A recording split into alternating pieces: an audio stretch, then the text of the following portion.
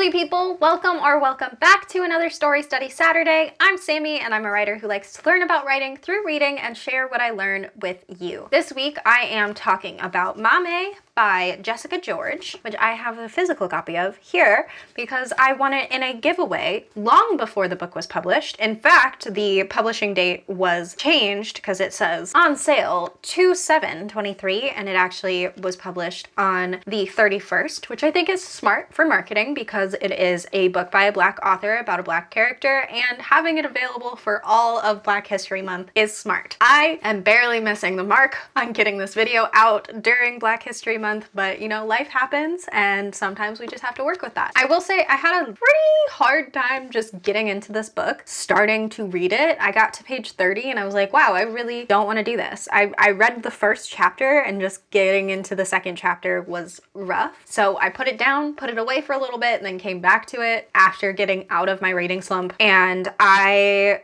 kept reading, got to page 30, didn't really want to read it anymore, and I was like, wow, should I just give up? And my boyfriend said, hey, get to page 60. And I got to page 60 and I just kept reading. So here we are. It was just, once I got into it, I was into it. It just took me a while to get to the point of being into it. So if you would like a quick summary on Maame, here is what I've got. Maddie has been taking care of her family for most of her life, even though she is the youngest child. She was given the nickname Maame as a child, meaning woman, mostly. When her father develops an advanced Parkinson's early onset in his life, she steps up to take care of him, losing her freedom and sense of personal purpose outside of being able to take care of her dad. Maame follows Maddie through her first taste of freedom, through tragedy and emotional awakening, through guilt, loneliness, and depression, until Maddie can bring herself out the other side. So let's get into my thoughts on this one. There is a lot of genuine honesty in this book. There's a lot that is just very fully true and feels like it's coming from a really genuine place. And because of that, there were a lot of times while reading that I was like questioning how real it is versus how much fiction it is. It's a very similar experience to The Invisible Life of Addie LaRue, where there's that moment where they're like, I'm gonna write a book about this girl, and then you're reading a book about that girl and you're like, I know it's not true, but it feels like it. And that's a really rewarding experience to have while reading, for me at least, to be like, wow, this feels so real that like, is it? Is it real? Because this book is more of a realistic fiction, I have more questions about that reality than I do about the fantasy book, The Invisible Life of Addie LaRue. But my copy doesn't have the acknowledgements in it because it is an advanced release copy and they weren't written at the time. This is my acknowledgements page. So I don't have any real insight into the author or the writing process or the story behind the story, which is a little upsetting to me personally, because I love that part, especially when I have questions about the writing process. I really like to reference the acknowledgements to see if any of those questions are answered. A lot of the times they are answered in some way, maybe not exactly the question that I was asking, but something close to what I was looking for is given to me through those. So I feel like I'm missing a large chunk of insight, and I will probably be picking up this book the next time I'm in a bookstore to read the acknowledgements just to get that peace of mind. There are a lot of actions in this book that Maddie takes and side characters take that are very emotionally driven, and as a reader you can see where the emotions are coming from, especially for Maddie's actions that she's taking that are these emotionally driven actions, where you've got this dramatic irony where the reader knows what it's coming from, the reader knows what is causing this experience to happen, but Maddie in the moment does not know, and she doesn't feel like there's any explanation that would ever make sense. And so seeing her coming to terms with what the explanation is really rewarding because you've known the whole time what that explanation is, and it's a really beautiful thing to watch happen. The relationships that are built out in this story are all really well developed in the way that they are written, not necessarily in the way that they are done as people. Like if these relationships were in real life, we would not call them well developed, we would call them emotionally stunted. But the fact that they are very genuine and consistent through the writing of the story makes them feel very well developed and clear, which also helps with all of the side characters feeling very independent and genuine to who they are. They all have their own lives, they're all doing their own thing, and you can see when Maddie's life interacts with them that it is interrupting something going on in their lives.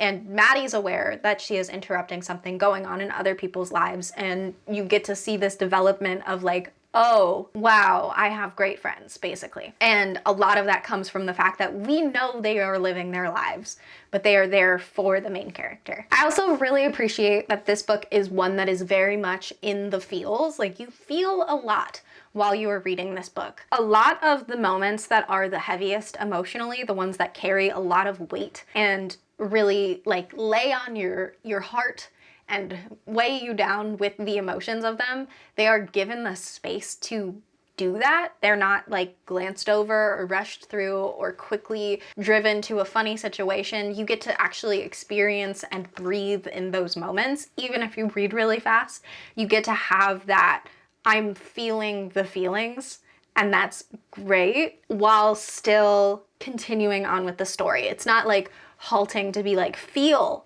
something. You feel the right amount. You spend enough time feeling with the characters, and you don't spend too much time feeling with the characters. Some things that I think personally could be improved. I definitely think the pacing at the beginning of the story could have used some work. The first 60 pages were a lot of effort for me, and I know that conceptually it's probably just a me thing, but we did spend a lot of time in the setup that I feel like could have been 2 chapters, and then we could have moved on. And I think it was about 5 or 6 chapters. Chapter 10 is on page 68. So we went 9 chapters before I hit my like, I need to get to this page. There was just a lot of things that were happening that were like, this is just sort of what's going on.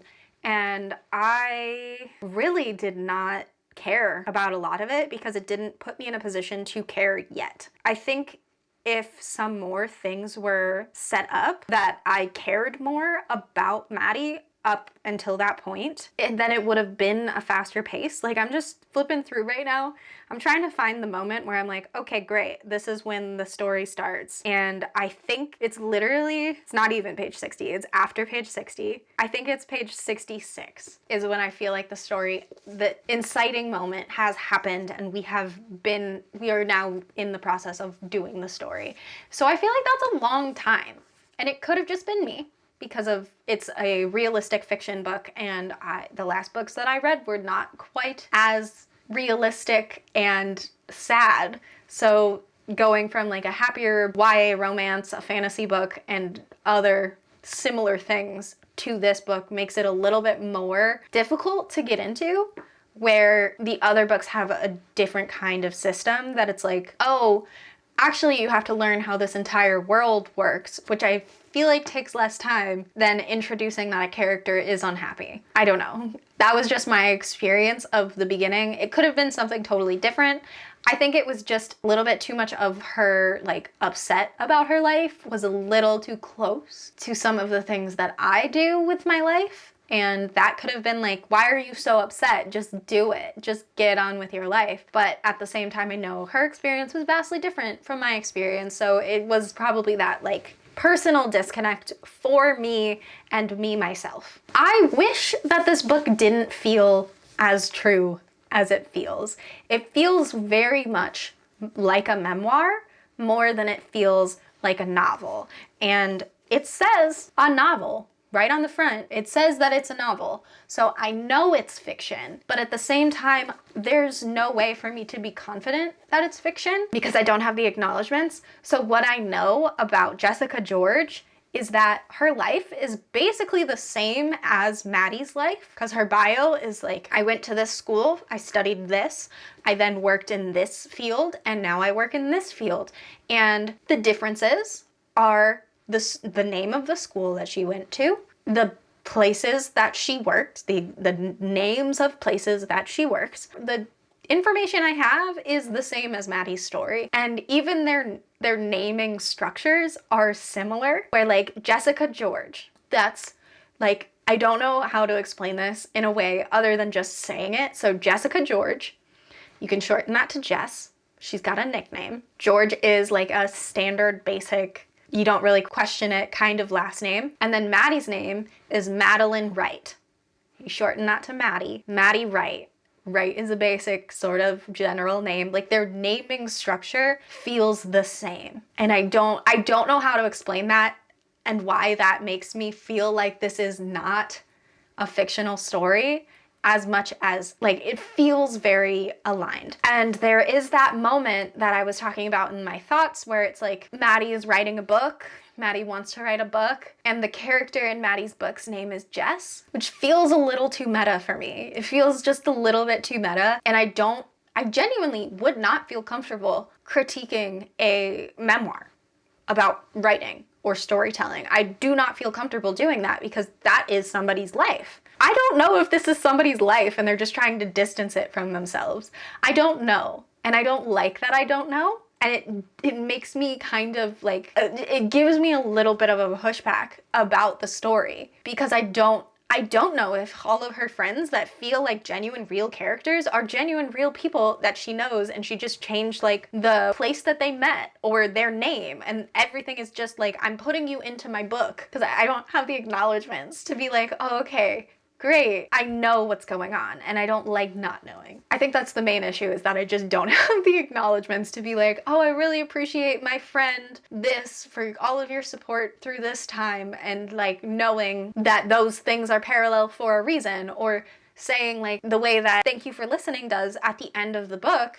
In the acknowledgement section, she talks about how this book is different from her real life and how she's writing from what she knows, but this is all fiction, and how people were like, oh, am I gonna be in your book? And she was like, no, it's fiction. I don't feel confident that this is fiction, and that makes me feel weird about reading it. And I think the improvement is to put your acknowledgements into the books you're gonna give me. So what can writers learn from this book? This is another version of writing what you know. I'm not sure how much of it is writing what you know. I'm not sure how much of it is writing an effective self-insert. I'm not sure how much of it is what, but it is a good example of writing what you know, because what I know about Jessica George is things that were incorporated into this book, and that is great. Writing what you know is a very effective way to write something confidently. And I just don't know enough about Jessica George to say if this is a self-insert or not. I think that this is another good example of how important having side characters that are effective is to the processing of your story. I do not think that the story would have had as much impact on me personally if Maddie's friends were not as filled out as they were made to be. I don't think this would have been as good of a book if Maddie's family was not as flawed and as real as they were. So it definitely makes a very strong impact on the processing of the story. I think that this book does a really beautiful job of establishing that Maddie's Ghanian culture is her normal, and how she has to navigate the world that is in London and not what her stemming of her culture is, and putting her culture into this presentation that is making it not a gimmick, where there are some stories that are like, I'm this culture, this is my culture, I'm this culture in this place that's not the same culture, and that feels a lot more different than just having this genuine experience of a culture in a place that is not the normal expected culture, and also seeing how the surrounding culture blends in with your like personal culture. It does a really great job of just giving representation to that experience, and I think that's beautiful. I think it was done really well, and it obviously is coming from a place that is informed personally, and that is not something I think that everybody can just kind of come up with, but it's something that I think should be done more often in books and media, is giving the opportunity for cultures that are not the